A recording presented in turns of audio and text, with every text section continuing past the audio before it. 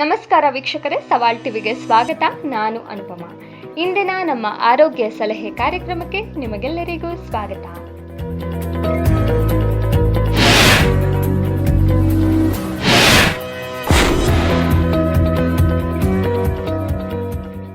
ಸ್ವಲ್ಪ ಹೊಟ್ಟೆ ಬಂದಿದೆ, ಜಿಮ್ಗೆ ಹೋಗಬೇಕು ಎಂದು ನಗುತ್ತಾ ಹೇಳುತ್ತೇವೆ. ಆದರೆ ನಿಮಗೆ ಗೊತ್ತಾ, ಆ ಹೊಟ್ಟೆಯ ಕೊಬ್ಬು ಕೇವಲ ಒಂದು ಫ್ಯಾಷನ್ ಅಥವಾ ಸೌಂದರ್ಯದ ಸಮಸ್ಯೆಯಲ್ಲ. ನೀವು ಅಂದುಕೊಂಡಿದ್ದಕ್ಕಿಂತ ಇದು ಹೆಚ್ಚು ಅಪಾಯಕಾರಿ. ಏಕೆ ಎಂಬುದನ್ನು ಇಂದಿನ ವಿಡಿಯೋದಲ್ಲಿ ತಿಳಿಯೋಣ. ನಮ್ಮ ಹೊಟ್ಟೆಯಲ್ಲಿ 2 ರೀತಿಯ ಕೊಬ್ಬು ಇರುತ್ತದೆ. ಮೊದಲನೆಯದು ಸಬ್ಕ್ಯೂಟೇನಿಯಸ್ ಫ್ಯಾಟ್. ಇದು ಚರ್ಮದ ಅಡಿಯಲ್ಲಿರುತ್ತದೆ. ನಾವು ಇದನ್ನು ಕೈಯಿಂದ ಚಿವುಟಬಹುದು. ಮತ್ತೊಂದು ವಿಸರಲ್ ಫ್ಯಾಟ್. ಇದು ಅತಿ ಹೆಚ್ಚು ಅಪಾಯಕಾರಿ.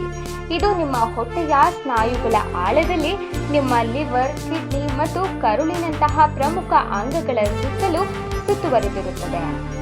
ಇದು ಕೇವಲ ಕೊಬ್ಬಿನ ಪದರವಿಲ್ಲ, ಇದು ಒಂದು ಪ್ರತ್ಯೇಕ ಅಂಗದಂತೆ ಕೆಲಸ ಮಾಡುತ್ತದೆ. ಇದು ಸೈಟೋಕಿನ್ಗಳಂತಹ ಉರಿಯೂತದ ಪ್ರೋಟೀನ್ಗಳನ್ನು ಬಿಡುಗಡೆ ಮಾಡುತ್ತದೆ. ಇವು ನಿಮ್ಮ ರಕ್ತನಾಳಗಳನ್ನು ಹಾನಿಗೊಳಿಸಿ ರಕ್ತದೊತ್ತಡವನ್ನು ಹೆಚ್ಚಿಸುತ್ತದೆ. ದೇಹದಲ್ಲಿ ಇನ್ಸುಲಿನ್ ಸರಿಯಾಗಿ ಕೆಲಸ ಮಾಡದಂತೆ ತಡೆಯುತ್ತದೆ. ಇದರಿಂದ ಸಕ್ಕರೆ ಕಾಯಿಲೆ ಬರುವ ಸಾಧ್ಯತೆ 15 ಪಟ್ಟು ಹೆಚ್ಚಾಗುತ್ತದೆ. ಕೆಟ್ಟ ಕೊಲೆಸ್ಟ್ರಾಲ್ ಹೆಚ್ಚಿಸಿ ಹೃದಯಾಘಾತ ಮತ್ತು ಸ್ಟ್ರೋಕ್ ಅಪಾಯವನ್ನು ಉಂಟುಮಾಡುತ್ತದೆ. ಅತಿಯಾದ ಹೊಟ್ಟೆಯ ಕೊಬ್ಬು ಸ್ತನ ಮತ್ತು ಕರುಳಿನ ಕ್ಯಾನ್ಸರ್ ಮಾತ್ರವಲ್ಲದೆ ಭವಿಷ್ಯದಲ್ಲಿ ಅಲ್ಝೈಮರ್ಗೂ ಕಾರಣವಾಗಬಹುದು. ನೀವು ತೆಳ್ಳಗಿದ್ದರೂ ನಿಮ್ಮ ಹೊಟ್ಟೆ ಮಾತ್ರ ಸ್ವಲ್ಪ ಉಬ್ಬಿದ್ದರೆ ನಿಮಗೆ ಅಪಾಯ ಹೆಚ್ಚು. ಇದನ್ನು ಥಿನ್ ಔಟ್ಸೈಡ್ ಫ್ಯಾಟ್ ಇನ್ಸೈಡ್ ಎಂದು ಕರೆಯುತ್ತಾರೆ. ಆದ್ದರಿಂದ ತೂಕ ನೋಡಿ ಮೋಸ ಹೋಗುವುದು.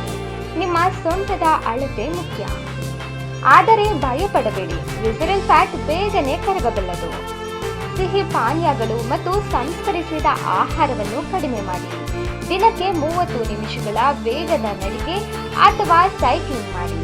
ಅತಿಯಾದ ಮಾನಸಿಕ ಒತ್ತಡ ಹೊಟ್ಟೆಯ ಕೊಬ್ಬನ್ನು ಹೆಚ್ಚಿಸುವ ಹಾರ್ಮೋನ್ ಬಿಡುಗಡೆ ಮಾಡುತ್ತದೆ. ಹಾಗಾಗಿ ದಿನಕ್ಕೆ 7 ರಿಂದ 8 ಗಂಟೆಗಳ ಕಾಲ ಚೆನ್ನಾಗಿ ನಿದ್ರಿಸಿ. ನೆನಪಿಡಿ, ಹೊಟ್ಟೆ ಕಡಿಮೆ ಮಾಡುವುದು ಕೇವಲ ಹ್ಯಾಂಡ್ಸಮ್ ಆಗಿ ಕಾಣುವುದಕ್ಕಲ್ಲ, ಅದು ನಿಮ್ಮ ಆಯಸ್ಸನ್ನು ಹೆಚ್ಚಿಸಿಕೊಳ್ಳುವುದಕ್ಕೆ.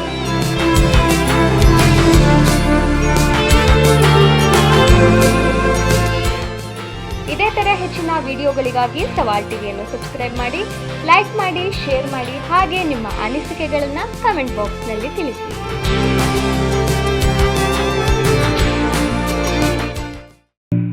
ಸವಾಲ್ ಟಿವಿ ಸದಾ ನಿಮ್ಮೊಂದಿಗೆ.